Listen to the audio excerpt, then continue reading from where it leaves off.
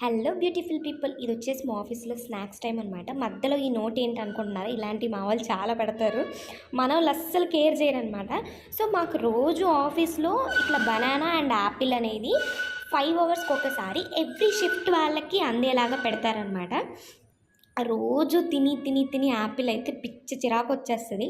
అందరూ అంటారు మీకు ఆఫీస్లో యాపిల్ పెడుతున్నా కానీ తినడానికి ఏం మాయరోగం అనేసి. బట్ రోజు తినే వాళ్ళకే తెలుస్తుంది ఆ బాధ ఏంటో. అండ్ నెక్స్ట్ వచ్చేసి ఇక్కడ మాకు 2 టైప్స్ ఆఫ్ కాన్ఫ్లెక్స్ పెడతారు.